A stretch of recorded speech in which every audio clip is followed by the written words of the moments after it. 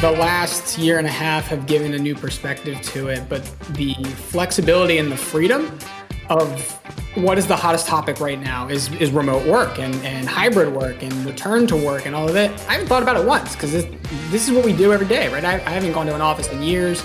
And even when I did go in office, I largely made my own schedule, as we all do in the profession.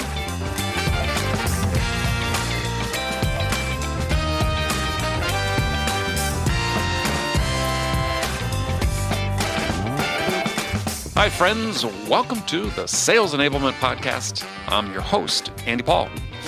That was John Tecce. John is a senior account executive at Alation. And he's joined me today for a really fun conversation about sales. John did a cold outreach to me about being a guest on the show. And he doesn't have a book or a large following. He wasn't trying to promote anything. He just wanted to talk about sales, which I like. And he was so thoughtful in his message to me that immediately stood out from among the hundreds of cold outreaches and pitches that I receive every year. So here's what you're going to like about John. For someone who's been in sales a relatively short time, 10 years, as opposed to the hundreds of years in which I've been selling, he is very thoughtful about sales, about selling. As you'll hear in our conversation, he's paying close attention to his sales environment and even closer attention to the things that he does and can do that have the right impact on his buyers. Also, sales is a family affair with John. His father, Michael, has spent his career of 30-plus years in sales and sales leadership. And so they're both going to join me on an upcoming episode of the show, our first parent-offspring interview coming up this fall. I'm really looking forward to that. So before we get to John, I want to remind you to subscribe to this podcast wherever you listen to it. And if you subscribe, we'd certainly appreciate it if you could also give us your feedback about how we're doing in the form of a review. So thank you. All right, let's jump into it. John, welcome to the show. Thanks, Andy. Appreciate it. Well, pleasure to have you here. So, a little bit of a backstory is you cold called me, basically, to be on the show, which, a lot of people do. We get well over 1,000 inbound, unsolicited pitches for people to be guests on the show, but not many break through. So you did. So tell me about that. What was the inspiration to reach out? It all started with how I discovered your podcast a couple of months ago. It was Derek Wazinski's Year Zero episode in particular. Mm-hmm. And after listening to that, first of all, big fan of his stuff, but then listening to some of the other episodes, it was really hearing the podcast fill a gap in the space, I think, in talking about the profession and the trade almost in a real way. And so I think it sparked me to reach out. Just one, I was inspired by it, but two, you mentioned a couple of times that looking for new voices in the space, and I'm certainly not self-proclaiming myself as one, but coming up on a decade in tech sales and starting to evaluate my career so far. But really just wanted to chat with you about, experience on the newer side as a millennial in the profession. And, more recently, there's a Wall Street Journal article published last week at the time of recording about, the profession as it goes forward. So we'll that talk was another about thing. Yeah. Well, I'm glad you did reach out, and not just because you were saying nice things about me. First of all, I love Derek. Derek is, I wish I could have him on the show more frequently. Always a pleasure, and he's got such a great perspective on work and life that I wish more people had in this profession. So, Derek Wazinski, for people that want somebody else to follow, definitely worth following. So, tell us, how did you get into sales? Unlike most people who say, "Hey, I ended up in it accidentally," or "I never thought I'd be in sales," a lot of lineage in the profession through my family. In particular, my father's been in sales leadership for over, I think he's coming up on 37 years. And so what's he done?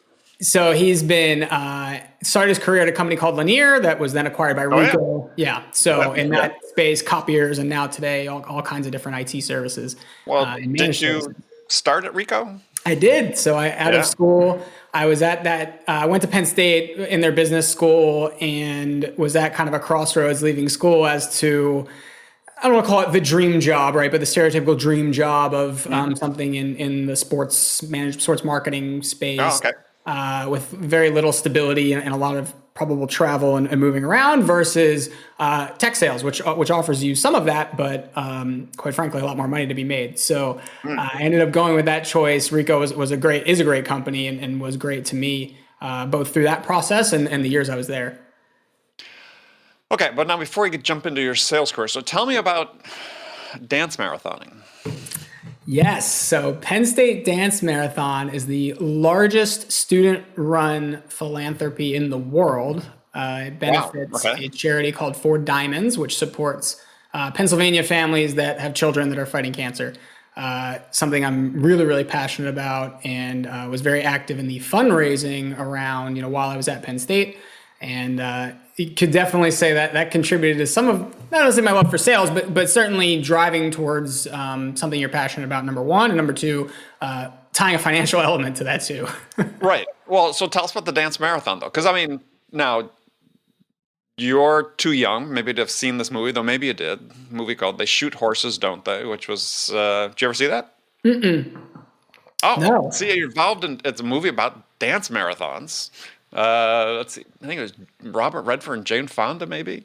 It's been years since I've seen it, but it was about back in the day in I think the 20s or 30s, where this was a thing, in the United States. It was like a competitive endeavor.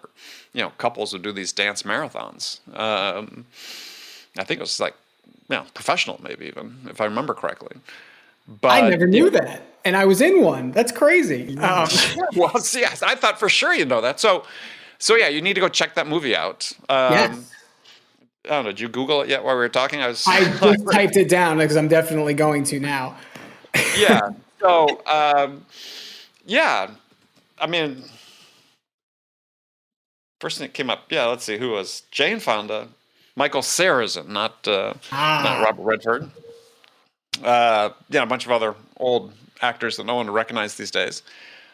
But you'll have to check it out since you were into that. So what'd you guys do? Just so explain the dance marathoning and how that would work. So I mentioned the philanthropy side of it, but that all culminates in an annual event that happens on Penn State's campus that is the dance marathon. So if you are selected to dance, which is a very selective process through different organizations on campus. I was in part of an independent organization, but very big with fraternities, sororities, right. Other types of things. And you stay on your feet and you dance for 46 straight hours all weekend. You're in the Bryce Jordan Center, which is their basketball arena on campus, right. and that's kind of the event that culminates it. Yes. So basically, when you solicit funds, then for the support the charity, you get paid based on how many hours you stay upright. Some organizations do it that way. Other organizations just say, hey, the more that we raise in advance of this, the more dancers we get to participate. And so that it's kind of a combination of the two, and really during the weekend as well as when, obviously it's streamed online and donations are solicited that way too. And then of course it culminates at the end with all the dancers finally sit, a little delirious and I can imagine. Yes. Yeah. And then the total is released. So last year's total was just over $10 million. And I think they're well over, I think, 170 million total all time, which is very cool. Very, very cool. Yeah. Okay. Well, if this had been the 20s and 30s, you could have done that as a career before you got back to sales. But now I'm sure there's other crazy things we could do like that. So, all right. So you've been in sales about 10 years, right? Yes. So what's the biggest lesson you've learned about yourself? I've learned I'm much more of an introvert than I thought I was, and I'm not as much of a, I don't align well with the stereotypical personality of a salesperson. I don't think. Maybe customers of mine or my wife might tell you differently, but that's probably the biggest lesson I've learned, which I think aligns with a lot of what you talk about on the podcast in terms of there's no, archetype of a salesperson. No. I would never, I knew I was sort of socially shy when I got into sales. But yeah, I was more conscious of being introvert when I got in because I was surrounded by people who weren't. Yes. When I came into sales, there's much more an emphasis on sort of the being gregarious, as sort of a basic qualification. And yeah, I would meet all these people. It's like, oh my God, they can they can talk to other people so easily, right?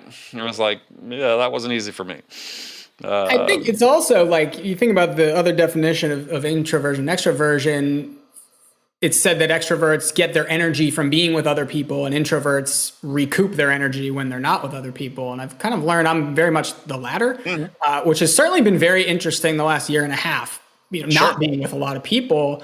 I went through some tough moments like everybody, but I feel like I really adjusted a lot better than a lot of folks. And that's really when I kind of learned about myself. Wait a minute, it's because I'm not missing that people element of it as much. I love connecting with people one-on-one like we're doing now, but those larger settings, it's just not, I'm not as aligned to it. Yeah.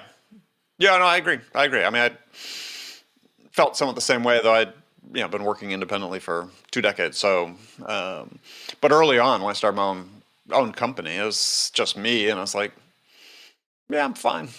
I mean, I enjoy being with people. I've thrived on meeting customers throughout my entire career, interacting with people. But yeah, I've always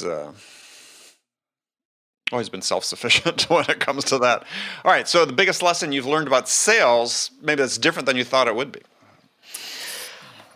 It's so much more about solving problems, consulting, solving business cases than coercion, persuasion, all of the typical, stereotypical things about sales. I think back to my time at Penn State, tremendous university, great business school. Right. But I remember thinking, I was a marketing major, right? Because few schools have sales majors. And Penn State's business school does such a great job with case competitions and different business. And I never thought that was for me, right? I always thought, well, that's, it's for people who want to go into consulting or maybe finance. I just did it. I've had imposter syndrome when it came to that. And after 10 years now in sales, but wait a minute, that's what I do every day. Like that's what this profession is. And if I could tell myself, back at age 2019, hey, dude, you should participate in that stuff. That's going to be your career. That's probably the biggest takeaway I have. Well, but let me ask a question about that because, I'm great. You have that perspective, but do you think that perspective is widely shared? Because I don't get a sense that it is, right? It definitely isn't. I think, and you've talked about it on plenty of episodes with what we consume via, mass media. Of course, there's all the classic sales movies. But even recently, like you think about The Office, right? Like Todd Packer is the, the outside sales rep, right? And he's kind of the idiot that's comes in, he's loud and brash and whatever. Oh, yes. Yeah. Yeah. And so I think, exactly. And even, Dwight in The Office, right? He's also a very successful sales rep, but, he's a weird guy and he's not really a people person. And so I think it's an interesting, like a lot of my experience, I don't think it's widely held. I think a lot of people associate that with, the Todd Packers and the Jordan Belforts of the world, and not with what we actually do every day, at least in enterprise B2B sales. Right. Yeah. Well, I think that's still, provides lots of room for growth in the profession is maybe the kind way of saying it. All right, so just 2 more questions, and we'll hop into this, talk about this Wall Street Journal articles. So what have you found that you enjoy the most? It's interesting. The last year and a half have given a new perspective to it, but the flexibility and the freedom of, what is the hottest topic right now is remote work and hybrid work and return to work and all of it. I haven't thought about it once because this is what we do every day, right? I haven't gone to an office in years. And even when I did go in office, I largely made my own schedule, as we all do in the profession. And so it sticks out to me in a new way. Now I became a father a year ago. This coming week. Thank you. But so you have a birthday this week coming up. Yeah. Big birthday coming up. Big birthday. Yes. So it is chaos in our house with a 1-year-old and a dog running around. And there's days I pull my hair out, but I'm also very grateful that, what I've kind of come to enjoy is that flexibility and freedom in a new way now, being there for, to see every, moment with my son growing up. And, I know you talk a lot about with your kids growing up, kind of easing back on the pedal a little bit. And this profession affords you the ability to do that because we are measured by output and very tangible things. Yeah. Okay. So last sort of general question, rapid fire questions here. What do you enjoy the least? Or what's least enjoyable?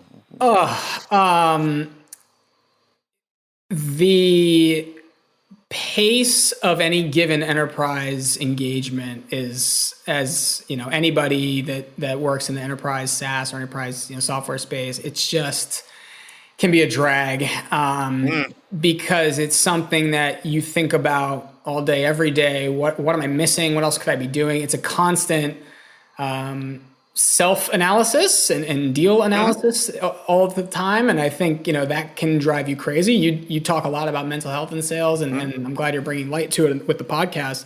I think that's the part I enjoy the least is the answer a lot more than I would think is there's nothing to do right now. Like it's right. just has to happen naturally, but we're not wired like that. We're not in this profession to think like that. So that's the thing I enjoy the least. Yeah. Sales abhors a vacuum. And unfortunately, that's sort of oftentimes a trouble point because they rush to fill it with crap. All right. Well, let's move on. You talked about this Wall Street Journal article that came out last week about, hey, we've got all these high-paying jobs and not enough people to fill them. And, of course, the highlight of the article was featured our founder, RingDNA founder Howard Brown, and Amber Hoos, one of our AEs. But I thought it was sort of interesting, reading the article, because I'm interested in your take on it, because, and we'll get into some of the details, because it's like, some people they quoted, it makes me wonder, these people even familiar with sales these days? But I thought the thing that's sort of funny is you start as, demand, they talk in the article, talks demand for sales roles has shot up, but recruiters say they struggle to convince people to make sales a career. And this is sort of the irony, as I point out oftentimes, is there was this sort of iconic report put up by Forrester, I think in 2015, saying B2B sales is going away, basically, right? They're going to lose 20 to 25% of jobs by 2020. Now, during that same period, even before the pandemic, sales employment skyrocketed as more and more SaaS companies took off and bring in more inside sellers and so on. Interesting. Are you involved in hiring and recruiting at Alation? I am not in my present role beyond, we do have a great referral program, so I do try to take advantage of it. And we're certainly growing very rapidly, but not directly. I was in a leadership role. In a prior role at Ricoh was the only time I was recruiting and hiring in about 2013, 2014. Okay. Well, what's your sense at Alation? Are they having a hard time finding candidates that they want for the roles? It doesn't. I don't think it's I think it's right now a little bit the opposite problem, which is a good thing to have as a rapidly growing startup. We have a lot of demand for the roles. I think the challenge in the space is figuring out. There's in this article it talks about, right, there's some folks that are trying to either figure out if sales is for them or it's earlier in career and they're not sure about the entire concept of sales. Right. You also have a crop of folks who are have been in sales for a while, but at the same time, it's you start to get rooted in different industries or networks or what have you. So it's kind of finding that blend of someone who can balance both. But I think when it comes to attracting people to the profession, it's a tough thing to figure out when you're especially when you're rapidly growing, right? I think it's about, all right, how do we balance development with, hey, we got to make the quarter, right? Yeah, which is not a balance that's struck very, very well for the most part, right? And I think, we have sort of two, well, it's more than two factors, but one is, we are at an age where it's easy to focus on sort of metrics to the exclusion of developing people, which is sort of the default mode for a lot of management types. But also, we still, we haven't made sales seem attractive to 50% of the population, which is women, because we still deal in these outdated stereotypes about hunters and extroverts and macho sales management that doesn't make it seem very attractive to women wanting to come into and understandably so. I might want to change my earlier answer to my least favorite thing in sales, because everything you just summarized is it.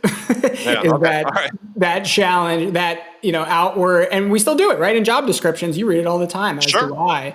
and you're, whether consciously or subconsciously, you're turning people off for the role based on things you think you want, right? But what you find is exactly what you said. You're excluding folks who don't see themselves fitting in that sort of macho, aggressive hunter. Which aren't even relevant, right? I mean, I never once, I sold lots and lots of stuff, hundreds of millions of dollars. It's just like, I never considered myself a hunter. I mean, I was a problem solver. I've talked about this on the show, but I think we need to retire the word hunter. Because if anybody knows the way that hunting takes place in real life these days, I mean, deer hunting, I'm drafting an article about, deer hunting. I come from Wisconsin, big deer hunting place. And the way deer hunting takes place is people go and find their location they're going to hunt. They build a stand that they sit in, so they're stationary. But before that, they may go out and put various lures and attractants like doe urine and so on trees, or maybe food to attract the deer to them. So what does that sound like? Does that sound like hunting, or does that sound like inbound marketing? Yeah, exactly. Yeah. That summarizes it perfectly. And I think, we make it sound like sales is, you're in Game of Thrones out there with a sword charging at people. Right. Like, it's just not what it is. No. I mean, yes, it's competitive and so on. It's part of the competition. It's part of what we love, right? But I think even competition, sometimes you think about, the classic 3 T's, right? Timing, talent, and territory. You can only control one of those things. So one of the things that's eaten me up, over my decade so far is I am very competitive, but it took me a long time to realize that I can't control the other 2 things. And if there are peers of mine that are better stacked in those areas that are beating me, it's not necessarily an indication. It took a long time to realize that. So I think even, making it about competition, sometimes you get some people that are turned off by competing in something you don't have a lot of control in. Yeah. Well, I mean, you don't control the product. You don't control the price. But I think that if you are competitive, at least for me, one of the fun things, the most challenging parts that was, demand creativity. And I always have thought about sales as first and foremost of a creative pursuit is, how do I get the competition to react to me? And that's always my goal, right? How do I get the competition to react to me as opposed to me being reactive to them? And as an individual seller, there's lots of things I think you can do. Yeah, you can influence product, you can influence price, but you can influence how you are perceived by the buyer, the way you interact with them, the connections you build with them, the credibility you build, the trust you build, the perspectives you bring on the things that they're trying to achieve. Like I said, it's creative. Creative competition. I think that's a good blend of it. And also competing with yourself, ignoring the scoreboard in the sense of, how you're doing whatever, competing with, hey, can I get a little better than I got yesterday? Can I do a little bit more than I did yesterday? And a lot of that is driven by self-development that needs to happen. I mean, it's a whole separate topic around training versus self-development, but I think that's a big part of competition too. Yeah, no, I think it's a great point to bring up. I think that, every day in sales, you first and foremost compete against yourself. You compete against this idea that, should I make that extra call? Should I, go the extra mile? I mean, we're human nature, right? It's not just a matter of discipline or willpower. It's just, we're competing against certain instincts we have, and we just, we have to win more often than not, right? That's it. And selling yourself sometimes on doing it. Yeah. Oh, absolutely. Yeah, I think if anybody's gone through sales and hasn't gone through a period where it's felt harder than it needs to be, then they haven't been honest with themselves. Because I remember in my first year, I was never a big fan of cold calling. I mean, and that was my job. We had physical cold calling in person. Driving out to a business park and parking the car and walking from door to door to door to door and doing that for quite a while. Yeah, and there were days it was just like, I'll kick off at lunchtime today because it's just too much for me. I started my career the exact same way, and I think it's I look back now, you talk a lot about the return of the full cycle rep. And I think that while I don't anticipate wanting to go back to a business park right now in a suit and do that Right. again per se, immediately, given that we're still working through this pandemic. But I think that full cycle was so important and is so important for all of those elements of it. And I think that's where, if you learn to get good at that part of it, you can drag a lot of that through the rest of the sales cycle versus, I think a little bit of the division of labor around sourcing your own opportunities and territory has also caused some challenges for sure. Well, you create two friction points because two people need to make connections with the buyer. And it's not that it's being done successfully, but it is an extra friction point. We shouldn't kid ourselves. And at some point, yeah, I think it's come back, and I think this could be a competitive issue because I do have a rule of thumb, which is that your odds of winning the business are in inverse proportion to the number of times you force the buyer to tell you their story. Huh. Think about that. I have not thought about it in that way, but I about 2 hours ago got off of a call where it was really a lot of forcing the buyer to feel like they were telling their story for the 10th time. But exactly to your point, it was because, hey, we really want to make sure we got this right. And by the way, that story started a year and a half ago. So that story changes 50 times. Oh, it does. Yeah. And it's not about the point of the customer changing. It's about, well, I'm going to bring in my manager, then we're going to bring in the director, then we're going to bring in the VP of sales. And every time a new face is brought into the account, well, tell us what you're interested in. It's like, right? It's like, don't you have Salesforce? Don't you use it? I mean, that's why we put all that information in there. Or we'll do a pre-call briefing or, something. But it's, it's crazy. Crazy. So another thing that was talked about in that article is talking about, and I don't know if this was a quote from somebody, I think maybe it's just an article itself saying that, businesses try and demonstrate that they don't operate in a pressure cooker environment anymore, or work the phones the way the sales workers once did. And I'm like, yeah, okay. Just exactly who did you talk to? I'll definitely call BS on that one. And that is nothing to say of the culture here at Alation or otherwise. I don't think it's, it certainly doesn't feel like a pressure cooker in a negative way, but I don't think that accurately characterizes at least the demand gen portion of the profession. Well, yeah, I think any part of it. I mean, the Uncrushed just released a survey of sellers on mental health. 75% feel stressed or extremely stressed. And I've referred to this several times on the show, but is that really necessary? I mean, I don't think it's necessary. I've been in environments where it hasn't been that way. But certainly more often than not, that's the way it is. It is. And I've what has contributed to reduction of that for me as it pertains to some of that. And I've seen some other folks, or I've learned rather from other folks, and that's why I do it is, if you build a territory and build a network and sustain that network, that element of stress starts to go away a little bit because you have people that you can reach out to and start to kind of establish that reputation over time. And you're not sitting there stressing about, why do I not have enough pipeline? You might not have enough pipeline because maybe there's not the product market fit's not there yet, or maybe just you're a little early to the market or what have you, but it's not going to be because you can't get conversations. Stressing about getting conversations is a different thing entirely. Yeah. So let's explore that a little bit. So when you say network, define really what you mean. I mean, is this like the old fashioned days? I have a Rolodex of people, or how are you defining your network? When you talk about relationship, right, I kind of view it the same way, where it's not a friendship. I'm not a big, golf dinner type of person when it comes to these things.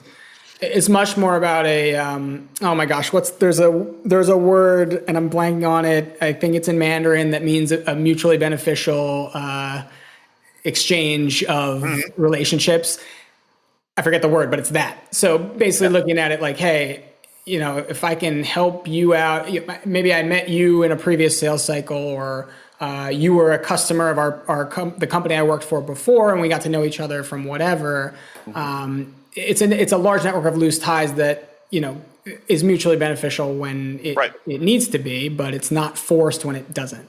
And I think that's a big part of, doing right by people, making sure you're relevant to people, but also having the self-awareness to know when you're not, and not trying to, hey, will you take a look at our product just because I like you, right? Like if it's not a fit, it's not a fit. Right.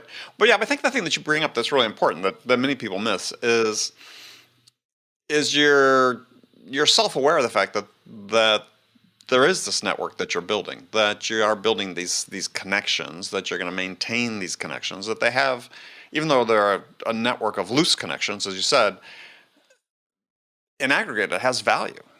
And it's something that's just going to grow in value as you move throughout your career.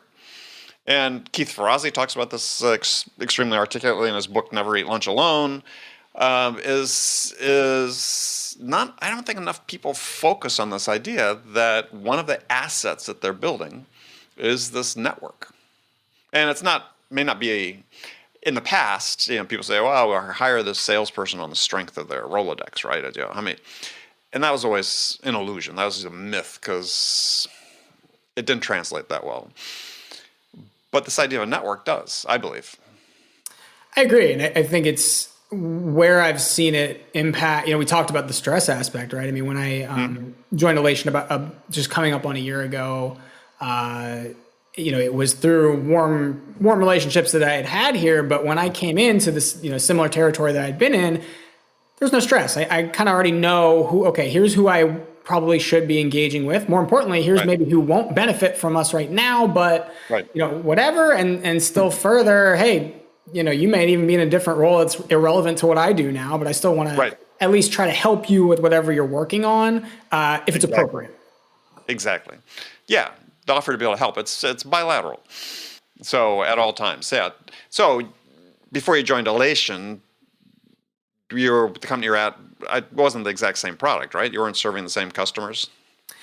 Similar. It was in the BI space, a company called ThoughtSpot, great startup in that space. I think they're in their Series E now.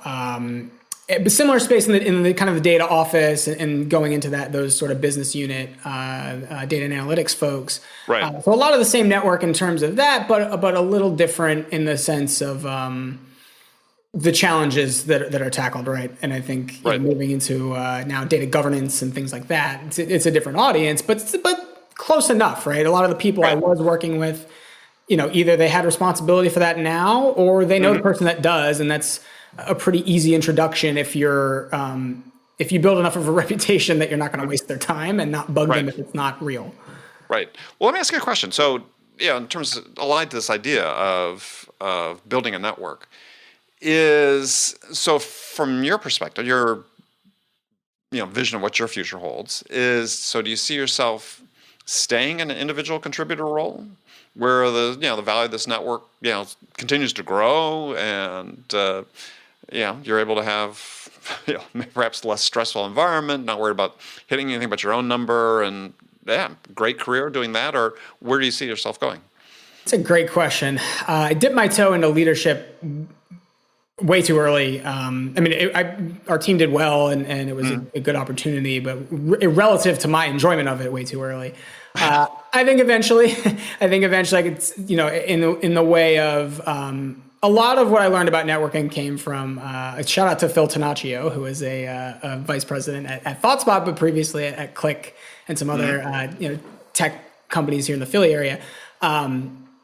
He transitioned from an individual contributor role to a leadership role and was so giving around these lessons and his own network even. And I could absolutely see myself at some point, kind of making a similar transition to doing that.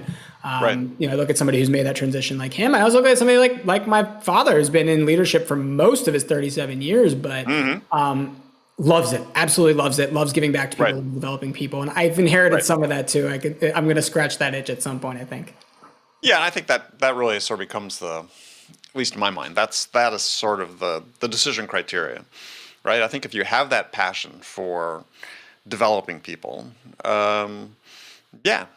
management may be the right to go. But if you don't have that and you think it's just a route to more money, or think it's a route to power or whatever, yeah, bad motivation, because we see that in spades today with sales leaders, sales managers, I call them sales bosses, that, yeah, have the wrong motivations and don't understand they're going to only succeed if their people, not just their people hit their numbers, if their people succeed as human beings. So yeah. Yeah, and I think you can make that transition at various points. And I know in my career, I've known lots of peers who have gone in and out, right? Have said, yeah, I wanted the management role, and then stepped back and said, no, yeah, I'd much prefer to have more control over my existence as an individual contributor, make more money, which you almost always do, unless it's a stock play, as an individual contributor. And yeah, I knew lots of people just, had been in management, backed away, said, nope, just want to control my own patch. And I think it's great. And isn't it interesting? A lot of the characteristics you talk about that are, things that drive you towards sales management, they don't really sound like you're aggressive hunter, the words that you throw out there for individual contributors. It's almost like it's a completely different thing that, you talk about attracting people into sales, from an individual contributor standpoint, but also, at a management level, like it has nothing to do with a lot of those adjectives. No, and that's, this has been written about for decades. Why do we continue to take our top producers and make them managers? Which is still, an ongoing mystery why we do that. Because, they oftentimes don't have the characteristics you want for a manager. And it's nice, okay, how are we going to reward them? Well, there's other ways to reward people. Maybe a bigger patch, maybe a small team they work as part of. I mean, there's other things you can give people other than managing people. I've also found too, this AE SDR relationship can be developmental. I have had a lot of fun with. I have an SDR who graduated from college 2 months ago. Literally, he just started in the professional world. Right. And I'm having a blast. I mean, it's been great that you can also find different ways as an individual contributor to scratch that itch, but maybe you're not ready to go full bore into management. But right now I'm really enjoying the conversations I have with him and seeing the development and all of that. But at the end of the day, I'm not fiscally responsible for his number in the way that you would be. So it's a nice balance that I got right now. Yeah. Well, that's like having grandchildren. You can influence them, but you can hand them back to their parents. That's a great comparison. Yeah, I think there's something to that. But I also think that this then becomes sort of a measure that companies should be looking at is, before you promote someone, are they managing peers, right? Are they helping peers? Is this something that you're getting feedback on? Are you witnessing it? Are you seeing it? Do they set aside time to do it instead of, purely out of self-interest? They're helping their peers or people that are new on the job. And for me, that's always been the criteria I look for. And doesn't mean that you're necessarily promoting the best performer. And exactly. I think that, so I think this gets back to a larger conversation about how do we create career paths for people that they can see that reward them in certain ways, whether it's money or, again, patch responsibilities, you get bigger accounts, whatever, without saying, it has to necessarily flow through management. It's a lot of, you mentioned a lot of drivers that can do it. My guess as to why it's not happening right now has to do with standardizing the comp plan and kind of, hey, well, we did it for that person, so we have to do it over here too. That stuff, especially as you grow as a company, it can get, I'm sure, challenging. And even in the year that I was managing, I tried to do a little bit of that, and that was always the response I got, which was, hey, I love the idea. We don't have a comp plan that can support it, and sorry. Yeah, well, again, bigger, separate conversation about compensation. Is it time to get rid of commission in sales, get rid of quota, all these things that I think people will start addressing because it's arguably holding us back in many respects. So, well, John, thank you so much for joining me today. Thank you, Andy. Really a pleasure. Yeah, well, we'll have to do it again. But so if people wanted to connect with you, LinkedIn, I presume? LinkedIn, JOHN TECCE. And you might see something called TC Tuesday flying by on your LinkedIn feed. That is my dad, Michael TC, who puts out a weekly video on all things motivation, sales, and leadership. So I had to give him a plug for it because it's become a thing on LinkedIn. I don't know how. So Michael TC. Yes. All right, I'm spelling it wrong. That's why. And I know everybody wants to sit here and listen to me Google. It's great radio. Okay, there he is. Okay. Yes. Well, good. Well, I'll follow your dad. Tell me he needs to connect. So, all right. Well, John, thank you so much, and we'll look forward to talking again soon. Andy, thank you. Okay, friends, that's it for this episode. First of all, I want to thank you for taking the time to listen.